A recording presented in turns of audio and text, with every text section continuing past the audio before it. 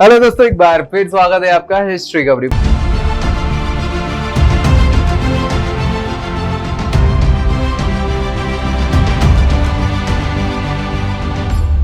और हिस्ट्री कवरी में हम बात कर रहे हैं संविधान की, भारतीय संविधान की बात कर रहे हैं। और पिछली वीडियो में थोड़ा लंबा हो गया था, लेकिन हमने पहले भाग की पूरी बात कर ली थी, जो हमारा क्या था, संघ और राज्य क्षेत्र। सो हमने चार आर्टिकल पढ़े थे। चारों आर्टिकल के बाद हमने कैसे राज्यों की संरचना, उन सारी चीजों पे भी पूरा का पूरा डिस्कस कर लिया था।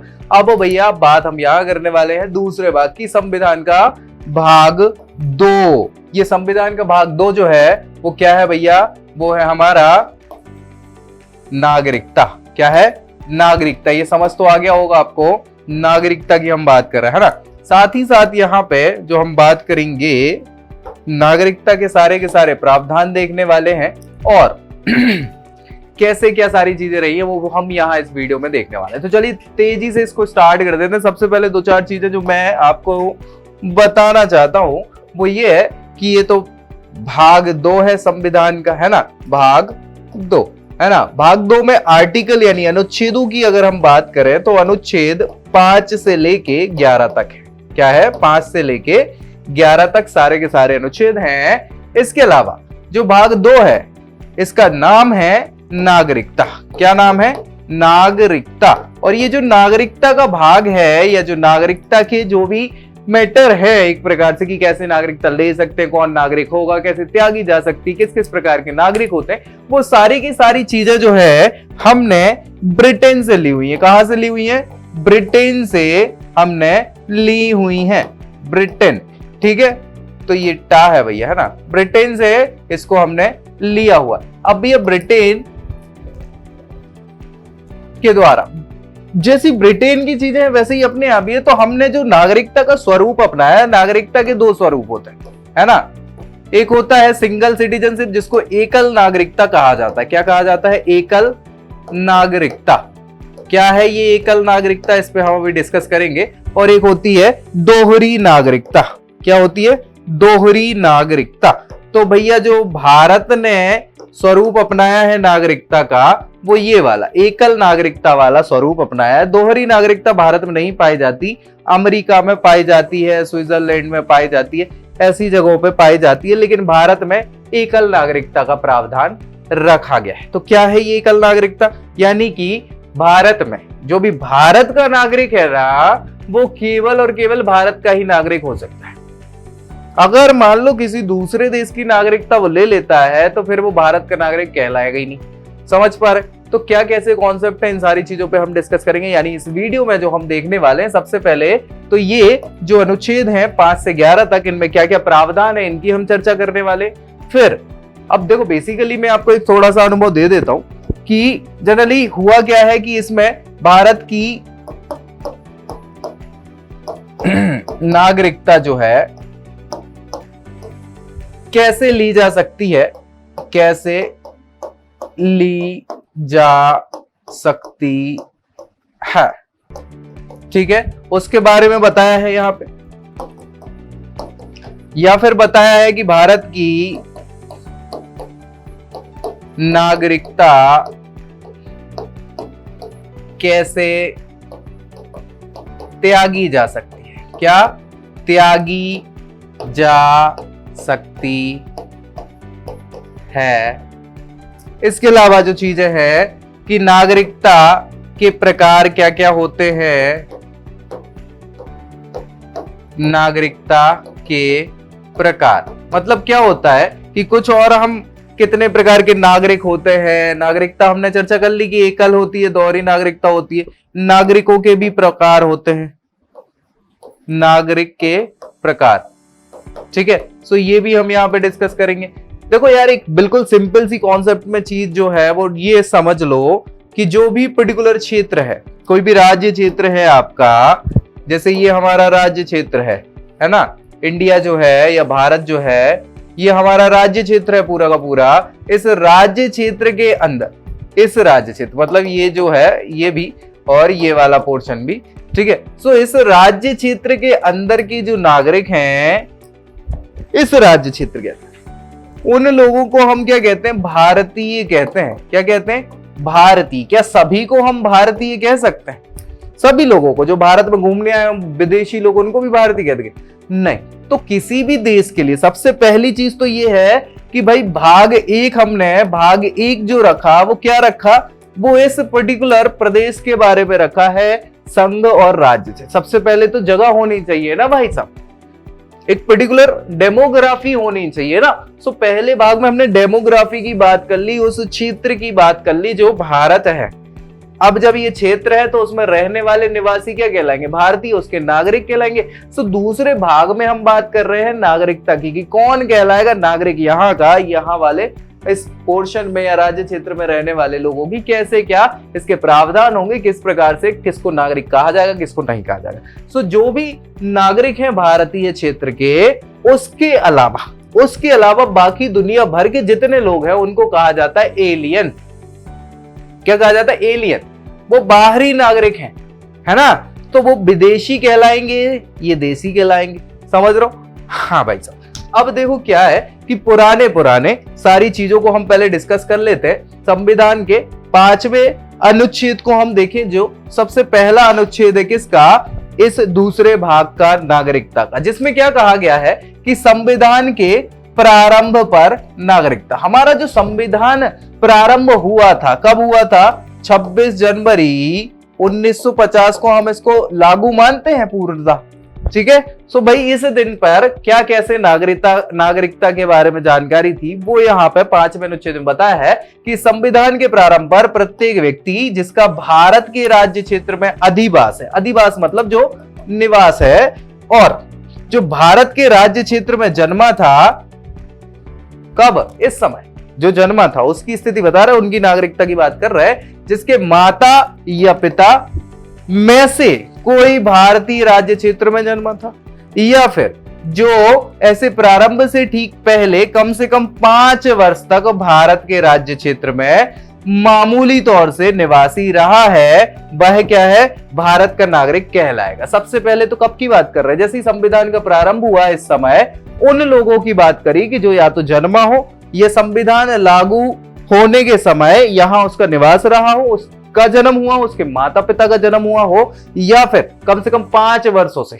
वो रह रहा हो भारत में जब ये संविधान लागू हुआ था। तो वो सभी लोग क्या कहलाएंगे, भारत के नागरिक बनाए जा सकते हैं, माने जाएंगे। ये पूरा प्रावधान है 5वें इस संविधान के अनुच्छेद में।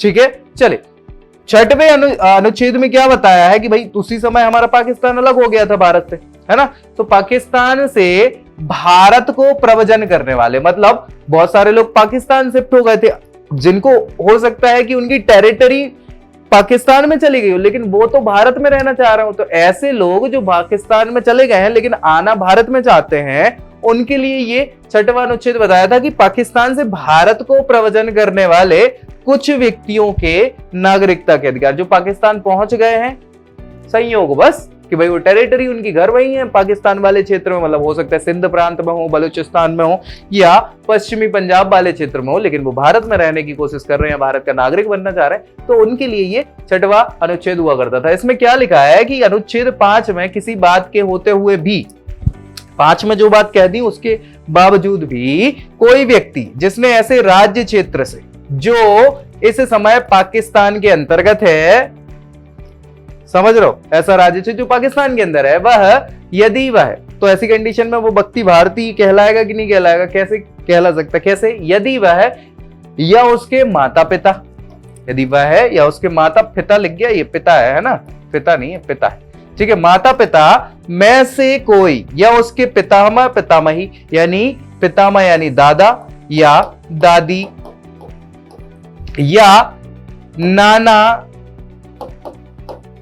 मातामह या नानी, यानी कि उसका जन्म हुआ हो, या माता पिता का, दादा दादी का, नाना नानी का, किसी का मूल रूप से या अधिनियमित भारतीय शासन अधिनियम 1935 में परिभाषित भारतीय क्षेत्र में जन्मा हो, उसको भारतीय नागरिक कहा जा सकता है। या जबकि वह व्यक्ति ऐसा है जिसने 19 जुलाई 1948 ये डेट बताई थी उनने कि 19 जुलाई 1948 से पहले इस प्रकार से प्रवचन किया हो, प्रवचन मतलब यहां आ गया हो, तब यदि वह अपने प्रवचन की तारीख से भारत के राज्य क्षेत्र में मामूली तौर से निवासी रहा है उसको, या यहां पे वह व्यक्ति ऐसा है जिसने 19 जुलाई 1948 को या उसके पश्चात इस प्रकार के प्रवचन की सूचना दी हो।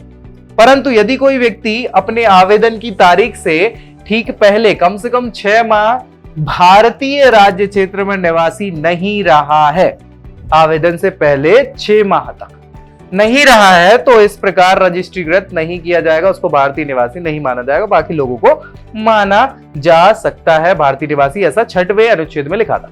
7वें अनुच्छेद में क्या लिखा था कि पाकिस्तान को प्रव्रजन करने वाले कुछ व्यक्तियों के नागरिकता के अधिकार। अभी जो 6वां था वो क्या था, पाकिस्तान से भारत आना चाह रहे थे, अब पाकिस्तान को प्रव्रजन कर रहे हैं, वहां जाने की कोशिश में ऐसे लोगों के लिए क्या है अधिकार, तो वो बताया है कि 5 में और 6 में जो चीजें हो गई उसके होते हुए कोई व्यक्ति जिसने 1 मार्च 1947 के बाद पाकिस्तान में प्रव्रजन किया है, परंतु इस अनुच्छेद की कोई बात ऐसे व्यक्ति को लागू नहीं होगी जो ऐसे राज्य क्षेत्र को जो इस समय पाकिस्तान का हिस्सा है वह भारतीय नागरिक नहीं कहलाएगा। ठीक है, चलो 8वें अनुच्छेद में भारत के बाहर रहने वाले भारतीय उद्भव के कुछ व्यक्तियों के नागरिकता के अधिकार, जो भैया भारत के बाहर रह रहे हैं उनके लिए क्या है कि इसके लिए कोई व्यक्ति जिसके माता पिता अथवा नाना नानी या दादा दादी भारतीय निवासी रहे हों उनको भारतीय नागरिकता दी जा सकती है। 9वां अनुच्छेद, जिसके पास विदेशी राज्य की नागरिकता स्वेच्छा से अर्जित की हो ऐसे व्यक्ति को नागरिकता मिलेगी क्या? हमने साफ सुथरे तौर पे कहा है कि भारत में क्या है भैया, एकल नागरिकता है। क्या है? एकल नागरिकता, मतलब एक ही जगह का नागरिक हो सकता है कोई, या तो तुम भारत के हो या भारत के नहीं हो। साफ सुथरी बात है, कहीं ये बीच बाच वाला काम नहीं है कि वहां के भी है, यहाँ के भी है, यहाँ के भी, वहां कुछ नहीं है। साफ सुथरे तौर पर सिंगल सिटीजनशिप, एकल नागरिकता का प्रावधान इसीलिए रखा गया है। ब्रिटेन में भी यही कॉन्सेप्ट चलता है। ठीक है भैया, अमेरिका वाला कॉन्सेप्ट नहीं है ये कि दोहरी नागरिकता, राज्य की अलग नागरिकता है, देश की अलग नागरिकता, ऐसा बिल्कुल नहीं है भारत में। यहाँ एकमात्र, चाहे आप किसी गांव से बिलोंग करते हो, भारत के अंदर किसी छोटे से गांव से भी बिलोंग करते हो, तो एक ही नागरिक हो आप पूरे भारत के। समझ में आ रही है? तो वही चीज है यहाँ कि अगर किसी व्यक्ति ने स्वेच्छा से ही दूसरे देश की नागरिकता ले ली हो तो क्या वो भारत का नागरिक कहलाने योग्य है? बचा ही नहीं है, योग्यता ही खो दी भाई आपने। ठीक है, सो वही चीज लिखी है, ऐसे व्यक्ति का नागरिक ना होना। क्या है? यदि किसी व्यक्ति ने किसी विदेशी राज्य की नागरिकता अपनी इच्छा से यानी स्वेच्छा से अर्जित कर ली है तो वह अनुच्छेद 5 के आधार पर भारत का नागरिक नहीं होगा। 10वां, नागरिकता के अधिकारों का बना रहना। कैसे बने रहेंगे कि प्रत्येक व्यक्ति जो इस भाग के पूर्वगामी उपबंधों में से, इस भाग के जो पुराने अनुबंध है, मतलब कि चाहे वो 6, 7, 8, 9 इन अनुबंधों के हिसाब से काम कर रहा हो, 5 के बाद 6 भूल गया मैं, तो 5, 6, 7, 8, 9 इसके अधीन भारत का नागरिक है। समझ में आ रही है? नहीं तो नहीं है, वो इन्हीं में नागरिक हो सकता है। ये 8, 9 में तो हटाने की बात कर दी थी, तो भैया यहाँ पे 5, 6, 7 में कैसे नागरिक, 8, 9 में नहीं हो सकता, और 10वें में कैसे बनी रहेगी? अगर वो इन पुराने अनुच्छेदों के हिसाब से भारत का नागरिक बन पा रहा है तो बन जाएगा, अदरवाइज वो नहीं माना जाएगा। अब भैया 11वें अनुच्छेद में बस पावर दे दी है संसद को, किस प्रकार की कि नागरिकता के अधिकार का विधि द्वारा विनियमन किया जाना। भाई संसद ही क्या करेगी? इन जो नियम है ये 5, 6, 7, 8, 9 और 10 में, इन नियमों को विनियमित करने का काम किसको सौंप दिया? संसद को सौंप दिया। तो इस भाग के पूर्वगामी उपबंध मतलब 5, 6, 7, 8, 9, 10 के कोई बात नागरिकता के अर्जन और समाप्ति के, मतलब कैसे नागरिकता ली जा सकती है और कैसे नागरिकता छोड़ी जा सकती है, इसके तथा नागरिकता से संबंधित अन्य सभी विषयों में उपबंध करने की शक्ति देती है किसको? संसद को देती है। ठीक है, और संसद की शक्ति का कोई भी अल्पीकरण नहीं करेगी। किसका? संसद की शक्ति का। कौन? ये जो अधिकार हैं या ये जो अनुच्छेद दिए हैं, इसमें संसद को जो अधिकार दिए गए हैं कि नागरिकता से संबंधित कानून बनाने के, उनमें कोई अल्पीकरण नहीं करेगा, ऐसा यहां लिख दिया गया है 11वें अनुच्छेद में। तो भैया अब संसद को पावर है नागरिकता के कानून बनाने की। तो अब चूंकि अभी तक हमने जो पढ़ा है 5वां 6वां 7वां 8वां, ये भैया इनमें या तो बताया है 26 जनवरी 1950 को संविधान लागू होने के पहले तक की व्यवस्थाएं। अब मान लो इसके बाद अगर हमें नागरिक बनना हो भारत का तो क्या कर लोगे भाई साहब, क्या करोगे, क्योंकि उसमें तो पुराना ही लिखा है। तो संसद को ये पावर दे दी कि आप चाहो तो नागरिकता के नियम में परिवर्तन कर सकते हो, नए प्रकार से बना सकते हो। ये नहीं कि बेसिक स्ट्रक्चर चेंज कर दो, सिंगल सिटीजनशिप को डुअल सिटीजनशिप में कर दो, नहीं। लेकिन हाँ, आप कैसे और नागरिक बनाए जा सकते हैं, नागरिकता कैसे दी जा सकती है, कैसे हटाई जा सकती है, उनके बारे में आप क्या कर सकते हो, अनुबंध बना सकते हो, कानून बना सकते हो। कौन? संसद। तो भैया संसद ने ऐसा किया, बिल्कुल करेगी, क्यों नहीं करेगी। 1955 में, कब? 1955 में इन्होंने क्या किया है कि नागरिकता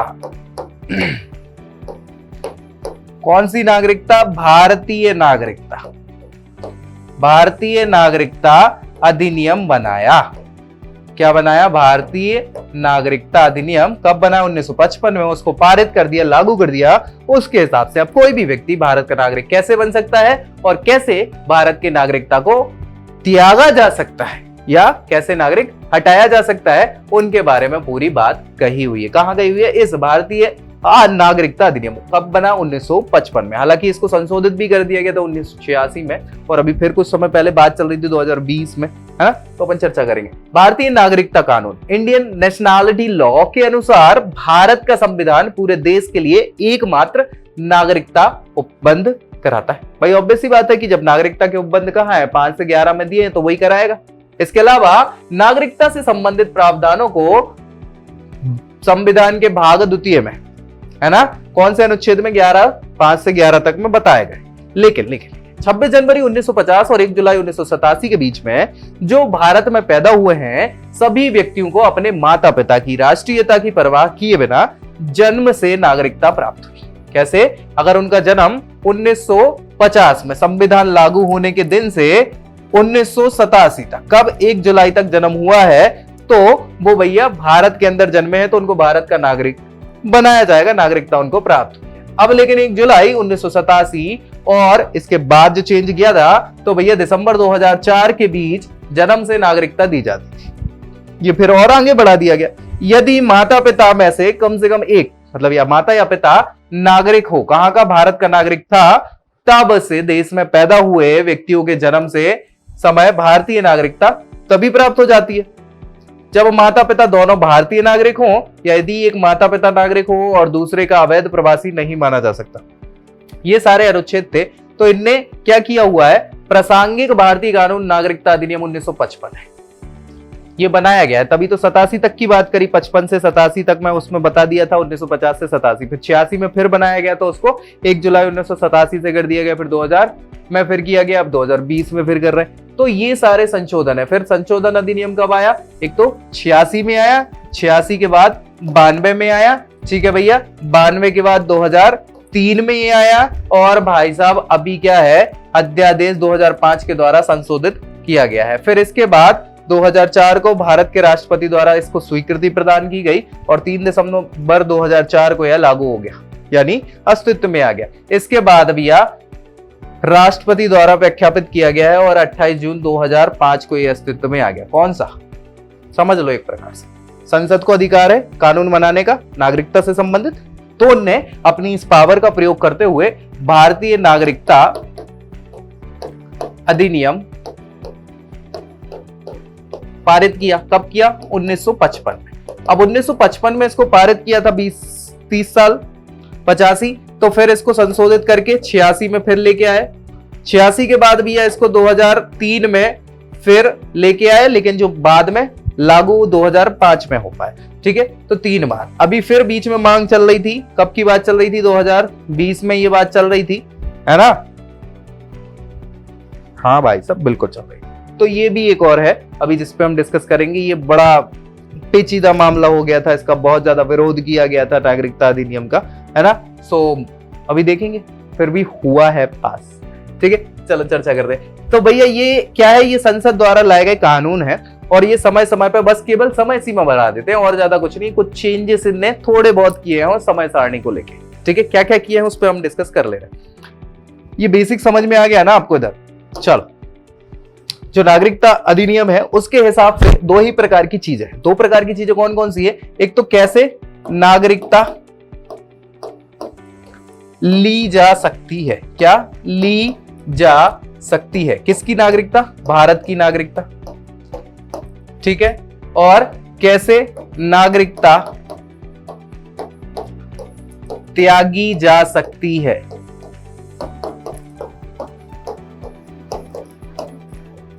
ठीक है। सो जो ली जा सकती है उसके लिए इन्होंने 5 प्रकार के तरीके बता दिए, और जो त्यागी जा सकती है उसके लिए इन्होंने 3 प्रकार के तरीके बता दिए। समझ में आई कैसे संसद ने अपनी शक्ति का प्रयोग करके ये करा? लेने के लिए कैसे भारत की नागरिकता ले तो उसके 5 तरीके हैं, और कैसे छोड़ी जा सकती है उसके 3 तरीके। तो एक एक को हम डिस्कस कर रहे हैं। पहले बात करेंगे कैसे नागरिकता प्राप्त की जा सकती है, और फिर हम देखेंगे कैसे नागरिकता से आपको निष्कासित किया जा सकता है, ठीक है। सो ये सारी चीजें छोड़ो। सबसे पहली चीज, नागरिकता मिलने के लिए जिसको कहा जाता है जन्म के द्वारा नागरिकता, मतलब यदि किसी व्यक्ति का जन्म भारत में हुआ हो तो वो भारत का नागरिक माना जाएगा। और भी बहुत सारे प्रावधान है, क्या क्या लिखे देख लो भैया। 26 जनवरी 1950 के बाद 1 जुलाई 1987 के पहले, ये शुरुआती मामला था, भारत में जन्मा कोई भी व्यक्ति जन्म के द्वारा भारत का नागरिक कहलाएगा। फिर क्या हुआ?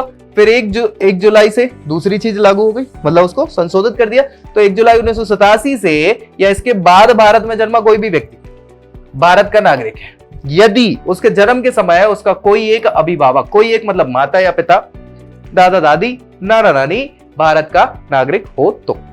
फिर क्या किया? इसको फिर संशोधित कर दिया। कब तक के लिए? 2004 के लिए। तो 7 जनवरी 2004 को या उसके बाद भारत में पैदा हुआ वह व्यक्ति कोई भी भारत का नागरिक कहलाएगा।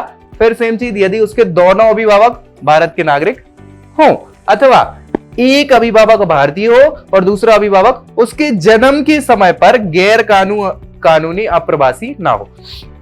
अप्रवासी भारतीय समझते हैं ना? एनआरआई का नाम सुना है? एनआरआई है ना? सो बस वो एनआरआई कैसा हो? कैसा? गैर कानूनी ना हो, कानूनी तौर पे एनआरआई हो चलेगा, ठीक है। सो भैया ऐसा हो तो भाई भारतीय नागरिक हो सकता है। अब दूसरा कंडीशन क्या बताया? वंश के द्वारा। पहला जन्म के द्वारा, दूसरा वंश के द्वारा। तो वंश के द्वारा मतलब ये तो फिर वही 1950 के बाद, लेकिन 10 दिसंबर 1992 से पहले भारत के बाहर पैदा हुए व्यक्ति, भारत के बाहर पैदा हो रहा है लेकिन वंश के द्वारा वह भारत का नागरिक हो सकता है। कैसी कंडीशन में? 10 दिसंबर 1992 को या इसके बाद भारत में पैदा हुआ व्यक्ति भारत का नागरिक है यदि उसके जन्म के समय कोई एक अभिभावक क्या हो? भारत का नागरिक रहा हो। तो ऐसी कंडीशन में उसको वंश के द्वारा नागरिकता दी जा सकती है। फिर इसी चीज को फिर बढ़ा दिया गया। 2004 के बाद भारत के बाहर जन्मा कोई भी व्यक्ति, उसको भारत का नागरिक नहीं माना जाएगा यदि जन्म के बाद 1 साल की अवधि के भीतर वो निकल लिया हो भारत। समझ रहे? तीसरी चीज, पंजीकरण के द्वारा आप भारत की नागरिकता प्राप्त कर सकते हो। पंजीकरण मतलब क्या? केंद्रीय सरकार को आवेदन किए जाएंगे। भाई हम केंद्रीय सरकार को बोलेंगे ना कि महोदय हमको क्या कर लो, भारत की नागरिकता दे दो, तो उनको आवेदन देंगे ना। तो केंद्रीय सरकार को आवेदन दिए जाने पर नागरिकता अधिनियम 1955 की धारा 5 के तहत किसी भी व्यक्ति को जो बस गैर कानूनी तौर पर भारत में प्रवेश न कर रहा हो, ऐसी कंडीशन में भारत के नागरिक के रूप में उसको पंजीकृत किया जा सकता है, यह यदि निम्न में से किसी एक भी श्रेणी के अंतर्गत आ जाए तो। कौन कौन सी श्रेणी है? पहली है कि भारतीय मूल का व्यक्ति जो पंजीकरण के लिए आवेदन करने से पहले लगभग 7 साल के लिए भारत का निवासी रहा हो। भाई पंजीकरण के पहले आप 7 साल तक भारत में हैं तो ऐसी कंडीशन में आपको भारत की नागरिकता दी जा सकती है। या फिर वह व्यक्ति अविभाजित भारत के बाहर, अविभाजित भारत मतलब पाकिस्तान वाला, किसी भी देश या स्थान में साधारण निवासी रहा उस समय, ठीक है। या फिर जिसने भारत की नागरिकता के लिए किसी भारतीय नागरिक से विवाह किया है और पंजीकरण के लिए आवेदन करने से पहले वो भारत में 7 साल के लिए रहा है, ठीक है भाई। उन व्यक्तियों के अवयस्क बच्चे, अब इनमें से जो पंजीकरण द्वारा भारत में आ रहे हैं उनके अवयस्क बच्चे जो 18 साल से कम के हैं, जो भारत के नागरिक हैं, पूर्ण आयु और क्षमता से युक्त एक व्यक्ति जिसके माता पिता 7 साल से भारत में रहने के लिए रहने के कारण भारत की नागरिकता के रूप में पंजीकृत है, उनको भी अल्पवयस्क जो उनके बच्चे हैं उनको भी नागरिक मान लिया जाएगा। पूर्ण आयु और क्षमता की युक्त एक व्यक्ति, उसका कोई एक अभिभावक मतलब माता या पिता पहले स्वतंत्र भारत का नागरिक रहे हों और पंजीकरण के लिए आवेदन देने से पहले 1 साल से भारत में रह रहे हो, तो ऐसी कंडीशन में भी उन्हें पंजीकरण के द्वारा नागरिकता दी जा सकती है। पूर्ण आयु और क्षमता से युक्त एक व्यक्ति जो 7 सालों के लिए भारत के एक विदेशी नागरिक के रूप में पंजीकृत है और पंजीकरण के लिए आवेदन देने से पहले वह 1 साल से भारत में रह रहा हो, ऐसी कंडीशन में उसको क्या किया जा सकता है, पंजीकरण द्वारा भारत की नागरिकता दी जा सकती है। चौथे नंबर पे देशीकरण द्वारा। देशीकरण मतलब क्या कहलाता है भैया, ये देश विदेश की बातें क्या है देख लेते हैं जरा। एक विदेशी नागरिक देशीकरण के द्वारा भारत की नागरिकता प्राप्त कर सकता है जिसने आवेदन से पहले 12 साल तक का समय भारत में व्यतीत किया हो, तो ऐसे विदेशी व्यक्ति को भी हम भारत की नागरिकता दे सकते हैं। और last but not the least, किसी भूभाग को भारत में अर्जित करने पर, मिला लेने पर डायरेक्टली जिस भाग को मिलाओगे उसके नागरिक क्या कहलाएंगे, भारत के बाहरी क्षेत्र जैसे भारत के पड़ोसी देशों के भूभाग को अगर भारत में मिलाया जाएगा तो उनके पड़ोसी या फिर जो उनके निवासी लोग हैं उनको ऑटोमेटिकली क्या कह दिया जाएगा, भारतीय कहा जाएगा। जैसे सिक्किम था, सिक्किम भारतीय क्षेत्र नहीं हुआ करता था, 1975 में जब हमने सिक्किम को मिलाया तो इनके सारे नागरिक भारतीय नागरिक कहलाने लगे। मान लो कल के दिन नेपाली लोग आके कह दें, नेपाल के लोग कह देंगे हमसे नहीं हो पा रहा, आप हमें भारत में मिला लो, तो सारे नेपाली लोगों को हम क्या कहेंगे, भारतीय कहने लग जाएंगे। समझ पा रहे हैं? सो ये 5 प्रकार के तरीके होते हैं जिससे भारतीय बना जा सकता है, भारत की नागरिकता ली जा सकती है। समझ में आ गई कि नहीं आई? एक बार फिर से रिवाइज कर दे। चलो एक बार फिर से रिवाइज कर दे रहे हैं। 5 प्रकार कौन कौन से थे? एक तो भैया जन्म के द्वारा, अगर भारत में जन्म हुआ है भारत की नागरिक मिल जाएगी। वंश के द्वारा, मतलब आपका वंश है, वंश मतलब समझ रहे, पापा मम्मी दादा दादी नाना नानी कोई ऐसा है जो भारत का नागरिक रहा हो, उनके बिहाफ पे आपको भारत की नागरिकता दी जा सकती है। तीसरा भैया क्या है? तीसरा क्या है? अरे भैया तीसरा है आपका पंजीकरण के द्वारा। पंजीकरण के द्वारा, अब ये पंजीकरण के द्वारा मतलब क्या है कि भाई साहब आप ये तीनों भारतीय लोगों के लिए हैं। किसके लिए है? भारतीय व्यक्तियों के लिए। ठीक है, पंजीकरण के द्वारा की मतलब आप क्या है कि आपके कोई दादा दादा नाना नानी पापा मम्मी कोई भारत के हो, आप भारत से बाहर रह रहे हो, तो आपको भी भारत की नागरिकता दी जा सकती है इस बेसिस पे। मान लो कोई विदेशी व्यक्ति है तो उसके लिए या तो उपाय क्या है, देशीकरण द्वारा। देशीकरण में क्या है? देशीकरण का मतलब क्या है कि भाई साहब आपको एटलीस्ट 12 सालों तक भारत में रहना होगा। कब? 12 साल तक। और फाइनली किसी देश के भूभाग को मिलाने पे, ठीक है, भारत में मिलाने पर भी भारत की नागरिकता दी जा सकती है। तो ये भैया 5 प्रकार से भारत की नागरिकता दी जा सकती है। भारत की नागरिकता दी जा सकती है। डन। ये 5 प्रकार होगा भैया, जन्म से, वंश के आधार पर, पंजीकरण द्वारा, देशीकरण द्वारा और भूभाग को मिलाने के द्वारा। अब भैया नागरिकता तो मिल गई, हम हो गए भारत के नागरिक। अब मान लो किसी की इच्छा हो गई भारतीय नागरिकता त्याग करने की, तो कैसे कर सकते हैं नागरिकता का त्याग, ये हम आगे पढ़ रहे हैं। 3 प्रकार से हैं, चलिए देख लेते हैं। सबसे पहले अगर हम बात करें तो भारतीय नागरिकता का त्याग करने के लिए नागरिकता के त्याग को नागरिकता अधिनियम 1955 की धारा 8 के तहत कवर किया गया। 5 में तो नागरिकता कैसे ली जा सकती है वो बताया है, 8 में कैसे छोड़ी जा सकती है वो बताया। तो 8 में क्या किया है, इनने बताया कि यदि किसी व्यक्ति, और वो व्यक्ति कैसा है, वयस्क है, 18 साल से ऊपर का है, समझदार दिमागदार व्यक्ति है, अपने होशो आवास में वो क्या कर रहा है, भारतीय नागरिकता के त्याग की घोषणा कर देता है कि भैया मैं फला फला व्यक्ति अपने होशो आवास में घोषणा करता हूं कि आज से मैं भारत का नागरिक नहीं हूं। तो ऐसी कंडीशन में भारत सरकार कहेगी निकल लो, तेजी में जल्दी से निकलो भारत से, आप भारतीय व्यक्ति नहीं हो, चलो निकलो। ठीक है, तो ऐसी कंडीशन में अगर वह त्याग की घोषणा कर देता है तो भारतीय नागरिकता को खो देता है। जब वो खुद स्वीकृति दे रहा है कि हमें नहीं भारत का नागरिक होना है, तो निकल लो भाई साहब, जरूरत ही नहीं है आपकी, तेजी में निकल जाओ। ठीक है, सो ये खुद से अभी हम चर्चा करेंगे। दूसरी, इसके अलावा त्याग की दिनांक से ही ऐसे व्यक्ति का अवयस्क बच्चा भी, अवयस्क छोटा बच्चा भी, अगर उस व्यक्ति ने कह दिया कि हमें नहीं रहना, तो उसके बच्चे का भी क्या ही मतलब है, निकलो भैया, तो वो भी अपनी नागरिकता खो देता है। जब बच्चा 18 साल की उम्र में पहुंचता है, उस कंडीशन में फिर से भारतीय नागरिकता प्राप्त करने का उसको अधिकार हो जाता है। क्यों हो जाता है? क्योंकि पहले तो भारत का नागरिक रहा था ना इनके पिताजी। तो भारतीय कानून के तहत त्याग की घोषणा के लिए आवश्यक है कि घोषणा करने वाला व्यक्ति पूर्ण आयु या क्षमता से युक्त हो।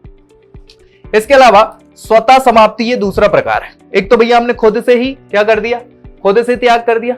दूसरा क्या है, अब भारत की नागरिकता खुद से अपने आप बिना बताए जा रही है। कैसे जा रही है, तो देखो भैया, नागरिकता की समाप्ति को नागरिकता अधिनियम 1955 की 9वीं धारा में बताया गया है। क्या लिखा है कि समाप्ति के लिए एक अलग प्रावधान है, नागरिकता के त्याग की घोषणा के प्रावधान से, जो कि अलग है। क्या है भैया, इसकी धारा 9 के पहले में क्या लिखा है कि भारत का कोई भी व्यक्ति नागरिकता जो पंजीकरण या समीकरण के द्वारा, समीकरण मतलब उसको मिला दिया था भूभाग को, ऐसी कंडीशन में देश की नागरिकता मान लो प्राप्त कर लेता है तो उसकी भारतीय नागरिकता रद्द हो जाएगी। कैसे रद्द हो जाएगी कि मान लो वो किसी दूसरे देश की नागरिकता प्राप्त कर लेता है तो ऐसी कंडीशन में क्या है कि उसकी भारतीय नागरिकता स्वतः रद्द हो जाएगी।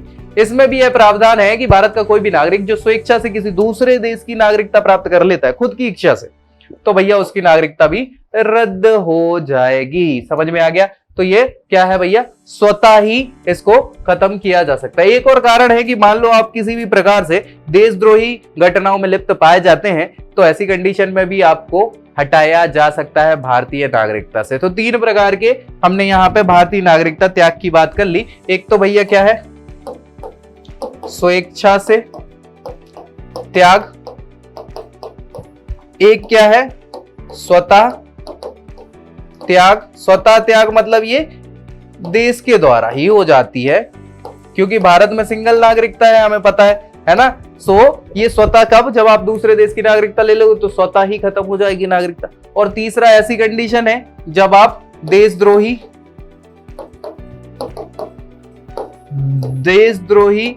गतिविधियों में लिप्त पाए जाते हैं। क्या भैया, लिप्त पाए जाते हैं तो आपको भैया देशद्रोही करार करके देश की नागरिकता से वंचित कर दिया जाएगा। समझ में आ गई? तो भैया ऐसी हरकतें नहीं करनी है। ये तीनों की तीनों नागरिकता त्याग करने की व्यवस्थाएं बताई हैं। नागरिकता त्याग करने की व्यवस्था है ना, ये व्यवस्था ही है एक प्रकार से कि कैसे क्या आप भारत की नागरिकता त्याग कर सकते हो, कैसी व्यवस्थाएं हैं। तो ये 3 प्रकार की व्यवस्थाएं हैं। अगर भारत की नागरिकता आपको नहीं चाहिए भाई साहब तो बस यही। अब भारत में नागरिक किस किस प्रकार के होते हैं, तो एक तो भारतीय नागरिक कहलाते हैं, ऑब्वियस सी बात है, भारतीय, Indian, we are the Indian, ठीक है। इसके अलावा एक नाम आपने सुना होगा जिसको हम कहते हैं NRI। NRI क्या होता है, नॉन बोलो भैया, इसको कहते हैं अप्रवासी भारतीय, नॉन रेसिडेंट इंडियन, है ना। अप्रवासी भारतीय कहलाता है जो भारत में प्रवास नहीं करता, जनरली कभी कभार आता जाता है, वो ऐसा व्यक्ति। एक होता है OCI, overseas citizen of India, Hindi में कहते हैं समुद्र पारीय भारतीय, है ना, ओवरसीज। तीसरा होता है POI, ओई, पर्सन ऑफ इंडियन, POI नहीं PIO बोलते हैं इसको, है ना। ये थोड़ा सा मेरे हाथ से गलत हो गया। PIO, person of Indian origin, ठीक है, मतलब भारतीय मूल का व्यक्ति। नाम सुना होगा, भारतीय मूल का व्यक्ति, ठीक है। तो ये 3 प्रकार के लोग बाग पाए जाते हैं जीवन में, है ना। भारत के संबंध में एक NRI होता है जो विदेशों में निवास कर रहा है, एक OCI होता है जो समुद्र के पार, ऐसे लोग हैं जिनके बिजनेस है सारी चीजें। PIO जिनके पिताजी, दादाजी, नाना नानी वगैरह कभी भारत में निवास करते थे लेकिन अब वो विदेश में शिफ्ट हो गए हैं, तो वो भारतीय मूल के व्यक्ति कहलाते हैं, ठीक है। सो इस प्रकार के ये लोग हैं, इनके लिए अलग अलग व्यवस्थाएं भारत सरकार ने की हुई है। आपको बता दें कि ये जो OCI और PIO है, इनको इकट्ठा करके एक PIO कार्ड कर दिया, OCI वाला हटा दिया है मैटर। तो अब भारत में 2 प्रकार के ये वीजा कार्ड कहलाते हैं भैया, है ना। वीजा कार्ड मतलब आप भारत में यात्रा करने के लिए अनुमति प्राप्त करेंगे, उसकी बात कर रहे हैं। तो इस प्रकार के ये पासपोर्ट आपने देखे होंगे। तो भैया ये पहले 3 कैटेगरी होती थी, अब एक NRI तो है, OCI POI को इकट्ठा कर दिया है, अब वो POI कैटेगरी में ही सारी चीजें। अब समझ गए क्या क्या है, चलिए देख लेते हैं, जल्दी से देख लेते हैं। भारत की विदेशी नागरिकता क्या है भैया, यह है भारतीय राष्ट्रीयता का एक रूप है जिसके धारक को भारत का विदेशी नागरिक कहा जाता है ना, राइट। भारतीय संविधान दोहरी नागरिकता अथवा दोहरी राष्ट्रीयता को मानता तो है ही नहीं, क्योंकि भैया एकल नागरिकता है साफ सुथरे तौर पे, तो अवयस्क इस दृष्टि से अपवाद है, जहां दूसरी नागरिकता अनायास ही प्राप्त हो जाती है। भारतीय प्राधिकरणों ने इस कानून की व्याख्या की है कि एक व्यक्ति किसी दूसरे देश का पासपोर्ट नहीं रख सकता अगर उसके पास भारतीय पासपोर्ट है। यहां तक कि बच्चे के मामले में भी जिसे अन्य देश के द्वारा उसकी नागरिक होने का दावा किया जाता है, ऐसी अधिकार नहीं है। विदेशी नागरिकता में भारत की केंद्रीय सरकार एक व्यक्ति को वो आवेदन देगा, भारत का विदेशी नागरिक के रूप में पंजीकृत कर सकती है। यह वह व्यक्ति भारतीय मूल का है और ऐसे देश से है जो किसी एक या अन्य से दोहरी नागरिकता की अनुमति देता, मतलब किसी ऐसे देश में जहां दोहरी नागरिकता की अनुबंध हो, जैसे अमेरिका में है या फिर स्विट्जरलैंड की हम बात कर ले, तो ऐसी देश में जहां दोहरी नागरिकता का प्रावधान है तो उसको भारत का विदेशी नागरिक हम मान सकते हैं, लेकिन भारतीय नागरिक डायरेक्ट नहीं मानेंगे, है ना, क्योंकि भारत में तो एक ही नागरिकता है। तो ये समस्या है, ठीक है। अब इसमें भी कोई प्रावधान है 26 जनवरी 1950 को या उसके बाद किसी समय भारत का नागरिक था अथवा उसके बाद भारत का नागरिक बनने के लिए पात्र था, या फिर ऐसे क्षेत्र से है जो 15 अगस्त 1947 के बाद भारत का हिस्सा बन गया। उपरोक्त वर्णित किसी व्यक्ति का बच्चा या पोता है या फिर कभी भी पाकिस्तान या बांग्लादेश का नागरिक नहीं रहा है, तो ऐसे व्यक्ति को हम भारत की विदेशी नागरिकता दे देते हैं। फिर दूसरा भारतीय मूल कार्ड, PIO इसको बोलते हैं, है ना, जिसको भारतीय मूल का व्यक्ति कहा जाता है ना। सो उस PIO कार्ड की बात चल रही है। कोई भी व्यक्ति जिसके पास वर्तमान में गैर भारतीय पासपोर्ट है, गैर भारतीय मतलब NRI वाला, जो 3 पीढ़ी पहले था, 3 पीढ़ी मतलब पिताजी, यहां पे पिताजी, दादाजी और परदादाजी, ठीक है। तो 3 पीढ़ी पहले तक अपनी भारतीयता को प्रमाणित कर सकता है। किया गया है कि भैया वह व्यक्ति पाकिस्तान, बांग्लादेश और अन्य देश के नागरिक भारतीय मूल का कार्ड प्राप्त करने के पात्र नहीं है। जो हमारे दुश्मन देश हैं उनको हम भारतीय कार्ड नहीं देंगे भाई साहब, बाकी तो सब ठीक है। एक PIO कार्ड आमतौर पर जारी होने की तिथि से 15 वर्ष की अवधि तक वैध रहता है। ये जरूर इंपॉर्टेंट है कि PIO कार्ड 15 सालों तक वैध रहता है, उसके बाद उसको हटा दिया जाता है। भैया इसके धारक को बहुत सारे फायदे होते हैं। किसको? PIO कार्ड वाले को। क्या फायदे होते हैं कि 180 दिन से कम की स्टे अवधि के लिए वीजा लगता है ना बार बार, 180 दिन के लिए उससे कम मतलब 6 महीने से कम की स्टे अगर भारत में आप कर रहे हैं तो विदेशी क्षेत्रीय पंजीकरण कार्यालय पर पंजीकरण नहीं कराना होता, छूट मिल जाती है। आर्थिक, वित्तीय और क्षेत्रिक शैक्षिक क्षेत्रों में अगर आप आ रहे हैं भारत, तो ऐसे में क्या है कि आपको समता का लाभ भी मिल जाता है। साथ ही साथ भारत में कृषि संपत्ति के अलावा आप किसी भी अचल संपत्ति को रख सकते हैं, उसको प्राप्त कर सकते हैं, उसको ट्रांसफर करा सकते हैं, या फिर उसके निपटारे की छूट आपको मिल जाती है अगर आप PIO कार्ड धारण करते हैं। तो NRI जैसे ही लगभग सारे आपको अधिकार मिल गए हैं अब तो, ठीक है। तो खुला रुपया बैंक खाते मतलब बैंक खाते खोलने का, भारतीय निवासियों को उधार देने का और भारत में निवेश करने इत्यादि का आपको अधिकार भी मिल जाता है। भारत जीवन बीमा निगम की बात चल रही है, ये केंद्रीय अथवा राज्य सरकारों के तहत विभिन्न आवास योजनाओं का लाभ भी आप ले सकते हो। लेकिन बच्चे भारत की शिक्षा संस्थानों में अनिवासी भारतीयों के लिए सामान्य श्रेणी में कोटा भी प्राप्त कर सकते हैं। इसके अलावा एक PIO कार्ड धारक किसी भी राजनीतिक अधिकारों का उपयोग नहीं कर सकता, कोई भी राजनीतिक अधिकार उसको नहीं मिलेंगे। बिना अनुमति के प्रतिबंधित या संरक्षित क्षेत्रों का दौरा भी नहीं कर सकता, और साथ ही साथ चाहे वो पर्वतारोहण हो, शोध हो, मिशनरी कार्य हो, ये नहीं कर पाएगा। ये उसकी मनाहियां हैं। बाकी उसको लगभग NRI जैसे हर NRI को ये भी मिल जाता है ना, जो अप्रवासी भारतीय कहलाता है, वो उसको ये अधिकार भी है, बाकी वो तो है ही, इनको ये अधिकार नहीं है, बाकी वो आपको लगभग मिल गए, ठीक है। वहां उसको वोट वगैरह का अधिकार भी हमने कुछ कुछ दे रखा है। चलिए, तो भैया ये पूरा का पूरा नागरिकता था जिसपे हमने डिस्कस कर लिया है। मुझे लगता है कि दूसरा भाग पूरा आपको क्लियर हो गया होगा। सिंपल से क्वेश्चन पूछ लिए जाते हैं कि कैसे भारत का नागरिक हो सकता है। अब आजकल क्या है कि ये जो डेट्स हैं इन पे बहुत कम फोकस किया जाता है किसी भी एग्जाम में, क्योंकि भाई वो बहुत कॉम्प्लिकेटेड है। हालांकि याद हो गई होंगी, 3-4 डेट्स हैं, ज्यादा कोई डेट्स है नहीं, सो लोड लेना नहीं है, ठीक है। बस 5 प्रकार से भारत की नागरिकता ली जा सकती है, 3 प्रकार से भारत की नागरिकता त्यागी जा सकती है। 3 प्रकार के कार्ड होते हैं, एनआरआई कार्ड होता है, ओसीआई कार्ड होता है, पीआईओ कार्ड होता है। ओसीआई पीआईओ इकट्ठा कर दिया गया है। तो अब भैया एनआरआई कार्ड और पीआईओ कार्ड, तो एनआरआई कार्ड में जो सुविधाएं हैं वो ये वाली सुविधाएं भी हैं और वो तो हैं ही, बस पीआईओ में ये सुविधाएं नहीं है, बाकी